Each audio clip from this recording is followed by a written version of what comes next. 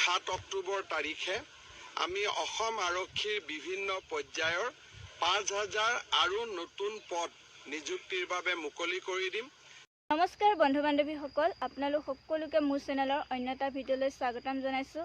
আজি আপোনালোকৰ কাৰণে এটা বহুতেই ভাল খবৰ লৈ আহিছোঁ। যিহেতু আমি বহু দিনৰ পৰা ৰখি আছিলোঁ যে আমাৰ আসাম পুলিচত প্ৰায় 5,000 ভেকেঞ্চি মুকলি হ'ব বুলি, কিন্তু বৰ্তমানলৈকে কোনো ধৰণৰ পদ মুকলি হোৱা নাই। কিন্তু আজি তাৰ মাজতে এটা বহুতেই গুড নিউজ পাইছোঁ যে অহা 7 অক্টোবৰ তাৰিখে আমাৰ যি আহিবলগীয়া 5,000 ভেকেঞ্চি আছিল, সেই 5,000 ভেকেঞ্চি 7 অক্টোবৰ তাৰিখে মুকলি কৰি দিয়া হ'ব।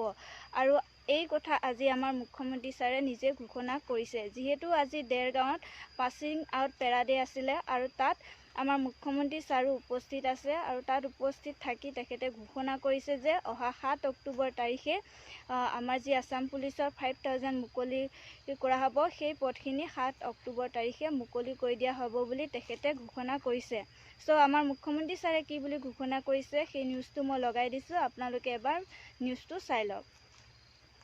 অহা 7 অক্টোবৰ তাৰিখে আমি অসম আৰক্ষীৰ বিভিন্ন পৰ্যায়ৰ 5,000 আৰু নতুন পদ নিযুক্তিৰ বাবে মুকলি কৰি দিম, যাতে অসম আৰক্ষী এটা ৰিক্ত স্থলযুক্ত য'ত খালী ভেকেঞ্চি নথকা এটা আৰক্ষী বললৈ ৰূপান্তৰ হ'ব পাৰে।